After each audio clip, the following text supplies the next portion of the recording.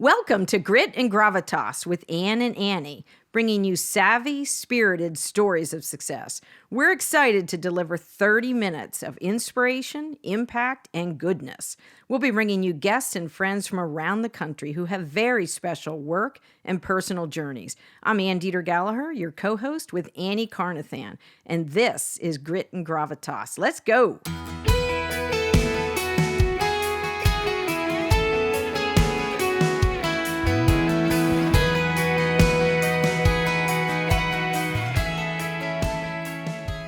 Annie Carnathan back in the Grit and Gravitas podcast studio. It's a high gear day when we're together and talking to some of the best people in the country. Yes. None. We have a super exciting guest with us today. Our younger listeners are going to love this. And the listeners that are my age, I'm not going to say older listeners, we're going to learn from Kate Colgan, who is Executive Director of THON. I don't know if that needs explaining. I don't think it does, but... Well, sure, because people in other parts of the country may not know. I think it's world renowned, though, Kate, is it not? We hope so. Yeah. Well, I was talking just Penn State. I know. And the bragging rights to so that. The largest student-run philanthropy in the world. Is that correct, Kate? That is correct. That's awesome. And you've just come off from a record-setting year. What was your funds raised this year? This year we raised over $13.7 million. That's amazing. That'll never get old saying that, will it, Kate? I don't think so, no. And that, for those who don't know, to your point, Annie, THON started, you just had, was it 50th anniversary this year? Is that correct? This was our 50th THON, yes. And so 2 of my 3 sons danced in THON. So I do have some history there. But we also had Suzanne Graney as a guest on our podcast several episodes ago. She's hard to forget. I love Suzanne. Extraordinary. She's a force. But she's executive director of the Four Diamonds, which THON is the major fundraising arm or recipient, however you say that, Kate. Explain that relationship. Yeah, absolutely. So Four Diamonds at Penn State Health Children's Hospital is our sole beneficiary. So all of the money that THON raises, all of our proceeds go to Four Diamonds. Oh, that's amazing. Wow. And we're excited. So you're a local young lady, local to our podcast studio in Camp Hill, Pennsylvania, and right up the road. So that's exciting too. You probably have a lot of history with, did you participate in THON in high school or middle school? Yeah, I did mini-thon in middle school and high school. I'm Northern School District, so we actually had 2 mini-thons. We had both one at the middle school and one at the high school. So I've been able to be involved since I was in 7th grade. So that's been definitely instrumental in building my love for the organization and making me want to go to Penn State and be involved there. Oh, wow. Was that the reason for your decision to go to Penn State, Kate? It was a huge piece of it, for sure. And what gave you that conviction or that determination that really charted that course to such an extraordinary way of giving back? What was it about what happened in middle school that was reinforced each year after that? Yeah, it's a feeling that I describe as addicting almost, just the feeling of giving back to others and of making a difference in the life of someone else. That was just, it's such a feeling that motivates you and continues to keep you going. And so I really just had the kind of conviction that if I was able to continue doing that and to continue giving back to others, that would be really fulfilling and I would really enjoy whatever work I was doing. So I kind of just, got more and more involved every year because I just continued to love it more and more. Oh, that's fabulous. Fabulous. So your major at Penn State is what? I'm a public relations major and I have minors in sociology and psychology. Oh, that's fabulous. So how did you start to apply that to your THON experience? And did you start as a freshman? Talk us through some of that journey. Yeah, so I got involved in THON as a committee member my freshman year and then continue to kind of work my way up through the organization. It's been really cool to see how my major kind of has intersected with what I've done, especially this year. My major has been really helpful, but it's also been a really great learning experience to further my education in this position. So that's been really, really interesting. But I just, like I said, I kind of started to work my way up through the organization and knew that I wanted to continue to be involved, and saw how the work that we were doing was making a real difference in the lives of others, and how I could see myself continuing to do that even past college. No, that's incredible. And talk about giving back. If for anyone who has a heart for giving back, I don't think there's a better way than to participate with Thon and to see the children's faces and to, see that on all the social channels and even down on the dance floor. I recall that dancers would be paired with families. Is that still correct? Is that still the way it's run? Organizations are paired with families, and that way it's kind of a more than a year long type of relationship. They can be paired with families for multiple years and can really get to know the family. And so organizations who have dancers who are representing organizations then will know those families because it's their organization's paired family. And so that's definitely a really cool experience for them to be able to see that family that they've gotten to know and that they've gotten to support, in turn being there for them and being able to support them and give them the strength to make it through the weekend. Oh, that's great. Did you always aspire, Kate, to be the executive director? Was that something from middle school? It's one thing to join as a freshman and as you say, work your way up through, but the parallels to that are obvious when you're finished college and you begin a career and you're looking to build that.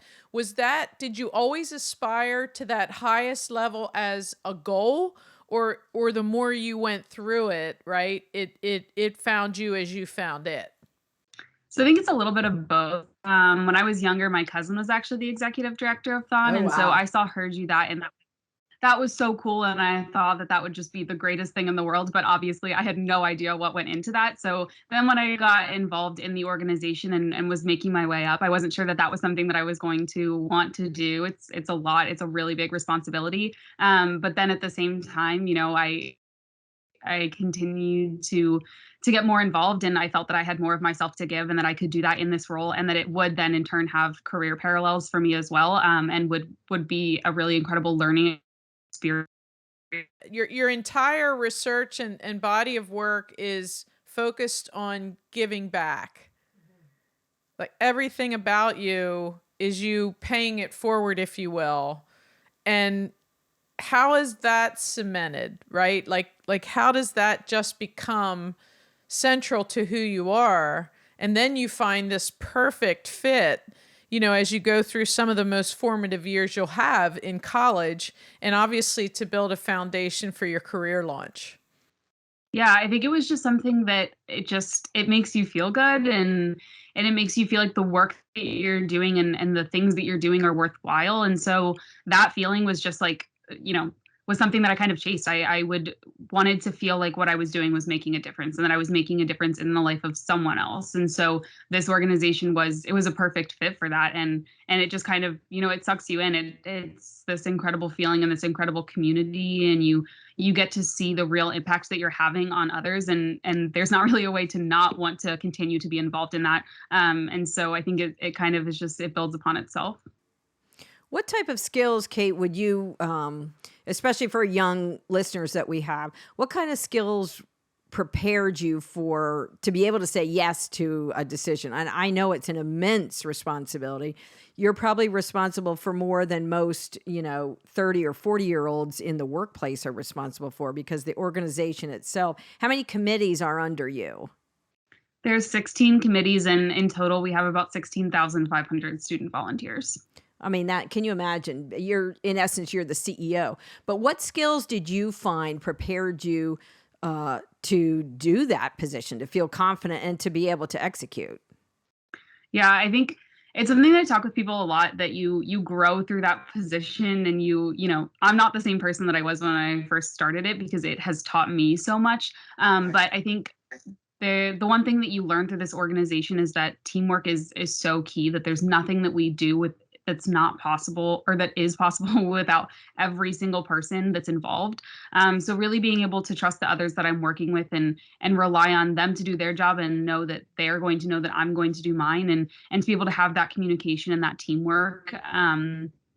was something that was so huge, and something that I really grew in throughout my earlier years in the organization. That was what really prepared me to be able to step into this role, and to know that if I could surround myself with others who were going to be hardworking and passionate, that we would be able to figure whatever it was out, as long as we could communicate and work together. Well, you must have a magnetic personality, because to lead at that level, I've seen people in my life where I say I would follow him or her into battle. Like, it's that person is so confident and so strong and wise that I would do that. So you must have similar qualities, because, committees of 16,000 students or however many aren't going to sign up for something like this if they don't believe in your passion and your executive leadership. I think it's also something that's so powerful about the organization itself, and the, going back to the concept that it was our 50th year. It's built Right. upon itself, and so it really has this incredible foundation that is another huge part of the success of the organization, and my success in the leadership role, is that the organization it has this incredible foundation. And so to be able to step into that, and to know that certain things will just work themselves out, because you have this foundation and this system of predecessors who are there to support you, and this system of writing everything down and having all of the notes, and the people that are just passionate about it and will make it work no matter what. So I think that was something that was hugely beneficial to me in this role as well, is just being able to rely on the fact that that there were incredible people surrounding me that would make it happen no matter what. So if I pretend and I listen to you, I feel like I'm listening to an old soul that's a business executive that just is put together, who understands sort of the sum of the parts, create the whole.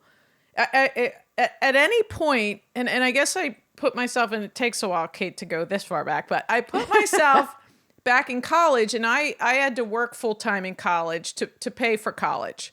Ship, hip, hooray. And so my question is, at any point, did you ever look out and say, holy smokes, right? I didn't think college would turn into this ultra uber responsibility, not just for the mission overall, but for all these people, because that's what a leader has responsibility for. So did you ever have moments where you sat there and thought, you know what? All these people are doing all this at Penn State, and I'm basically over here with the equivalent of amazing job. Yeah, absolutely. It's, it was one of those things that throughout this year I often would pinch myself. Like, it didn't feel real that I got the opportunity to do that, and to do something that was so incredible. I feel incredibly fortunate to have had that opportunity, and to have, I've learned so much throughout it, and I've really grown as an individual. And so to have the opportunity to have this organization shape me has been so incredible, because I feel like I'm a different person, and I'm a better person than I was when I first got involved. And you don't think, like, from a typical college experience, whatever that is, right, that you had to give up a lot of that to accomplish what you did? No, not at all. I mean, the people that you meet through this organization are just, they're the most incredible people that I've ever met in my life. So I would not for a second give up the opportunity to have known those people, and to have them have become my family throughout the experience. So if anything, I feel like I gained more than the normal person throughout a college experience. Like, I had a more just incredible and fun and just amazing college experience than I think the average person maybe would have. Yeah, you're so passionate and fulfilled, and this is just beginning. Yeah. It just is so exciting to me. So what skills, Kate, what advice would you give to soon-to-be graduates, or someone, that's maybe a sophomore or junior, now that you've obviously worked with business executives and probably large corporations to bring them into the THON fold, if you would, and to understand what they need in their strategic goals, their marketing budgets, their media exposure. What would you tell a younger Kate? What skills to work on, what to be ready for in the future?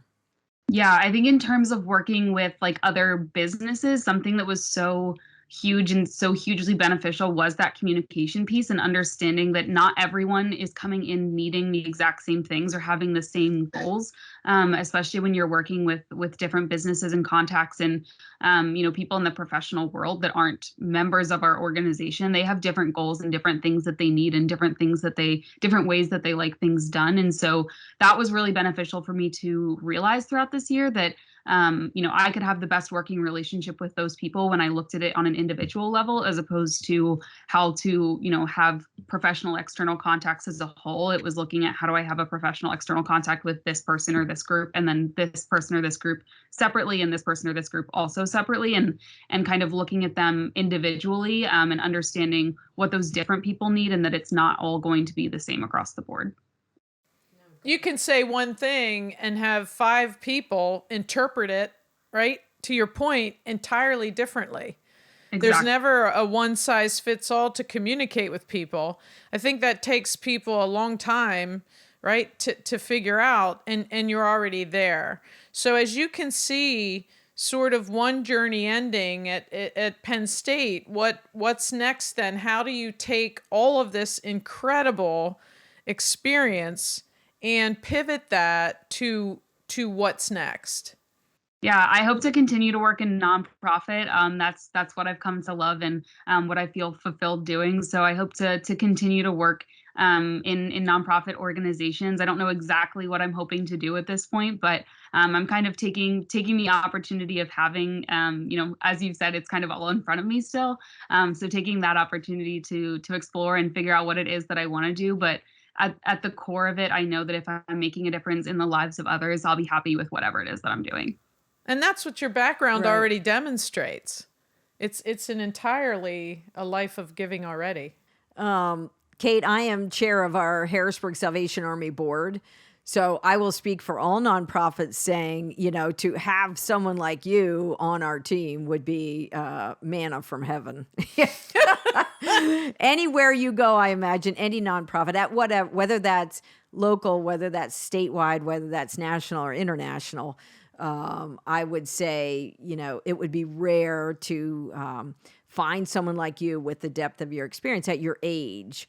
And I'm pretty safe in saying you could, go through your top 3 and probably find a position at any of those top 3. Now, do you graduate this year? When do you graduate? In May. Okay. That sounds amazing. Anything about your business contacts you had through THON that surprised you or that you learned from? I think one of the things that was really interesting to learn through this position is the juxtaposition of being both a student organization at Penn State, but also this large, multi-million-dollar nonprofit. It's really interesting, and it's a unique place to be in because there's really nothing else like it. And so that was really interesting that, one day I could be dealing with student affairs types things and things that have to do with student life at the university and being the leader of an organization like many of my peers were, across the campus and across different organizations. And then the next day I could be dealing with something development related on the university, and I'm being talked to as though I'm one of the largest donors to the university because that's what our organization is. And so it was a really interesting kind of crossroads to be at throughout the entire year. And it's one of the really interesting and cool things about the organization is that it's kind of both of those things. And so you get a lot of really unique viewpoints that I wouldn't have gotten otherwise because of the fact that we are both a student organization at Penn State, of which there are thousands, and a multi-million-dollar nonprofit. Right. And I think when you talk balance, Kate, for a woman that is in a career and life happens, right? Maybe there's marriage, maybe there's a move to a different state. How in the world did you juggle being a full-time student at Penn State, which when I think about that, here's what your assignments are, here are the tests, right? It's almost a little more passive. You talk about THON and your position there, and all bets are off. That's aggressive, right? Things pop up, life happens there. People are people. There are mini crisis. There's everything a leader can't count on.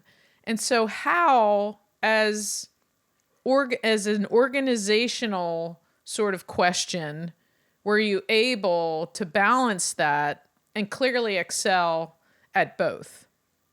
It's definitely not, it's not easy. There's, I probably spent about 80 hours a week on my position for THON, and then, adding Wow. school and things on top of that as well. But it's a lot of staying ahead and staying on top of things and having lots of to-do lists and a very detailed calendar and knowing that if something wasn't on my calendar, I wasn't showing up to it because I was living by that on my phone. So definitely just staying organized and writing everything down, knowing that things were in one ear and out the other if it wasn't down on a piece of paper or down on my computer. And just making sure that I stayed on top of that, because it is a lot. But at the same time, it's, you kind of get into a groove with it and are just kind of doing it without even realizing it. Yeah. And the priorities of that, right, is you already don't want to disappoint anyone. We're into this conversation, 20 minutes, and I know you're not someone who ever likes to disappoint someone, in any capacity for any reason. So did it become more muscle testing to be able to know what priorities shift, right? Because you could start a day with 10 and all of a sudden the day just, especially 80 hours a week, right? People, yeah. Very few people work 80 hours a week, and then you're a student. And oh, by the way, you're social, right? You don't just want a life of academics and THON, right? You want to be a co-ed. So did that come easily to you? Did it you learn the hard way reprioritizing, because we all have to do that in a day? Yeah, absolutely. I don't know if I would say learning the hard way, but definitely I got better at it as I went along. Definitely it became more natural as time went on, that I knew which things absolutely needed to get done, which meetings I absolutely had to be in, and which meetings, if there was something that came up that someone else from my team would be fine to be there without me, or which could be rescheduled, or which task could be put off until tomorrow. And so I definitely got better at it as time went on. It's definitely not easy at the beginning, because it kind of all just gets thrown at you. But as time went on, I knew myself and my position and my responsibilities better and better. And I knew how I could reprioritize those things to make sure that everything got done when it needed to. And I think one business vitamin, Ann, in this is that we can't just always say yes. There have to be no's. And maybe it's no today, maybe it's no permanently, maybe it's no until next week, but you can only be in one place at one time. You only have X amount of hours in the day, which we all have, and you have X amount of headspace. And so I think what I love hearing is that in that reprioritization, you're essentially saying no. Not everything can be the number one priority, or there are no priorities. It has to have that capability. And I love hearing that, because there has to be leadership in that. Right. Were you the spokesperson, Kate, for THON, like to the media, or no? Not specifically. We have a public relations committee and a public relations director that heads that. So they were in charge of that. I would help out where needed, or if they needed an extra set of hands or for someone to look over something. But we do have a whole committee that's responsible for that. What will you miss the most about THON, Kate? The people, for sure. Just the opportunity to work with so many incredible people, and be around people who are like, they're all your own age, which is just so cool. That I will definitely miss. Is that the infectious part of it? Is that the tie that binds? Is that why there's this overwhelming unity toward one goal, which I think is the spirit of that?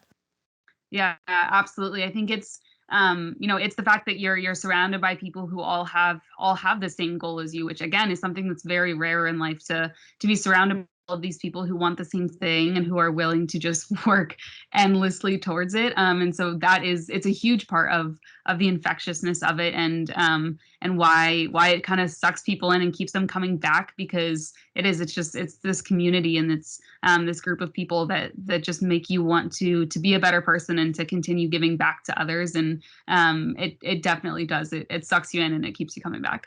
And it masks the enormous amount of hard work. Oh, well, 80 hours a week just for that. Staggered. Like Kate said, that doesn't include your school time. But I think it's a great example, especially in your generation, of working together. So not everybody that works in THON thinks the same, came from the same background, brings the same ideas. And it demonstrates, when we talk about civility and respect and what we lack in social discourse in the time that we're living in, this is a great opportunity for other generations to look back and say, there's tremendous hope. Look what can be done that doesn't separate us, but brings us together for an incredible common purpose.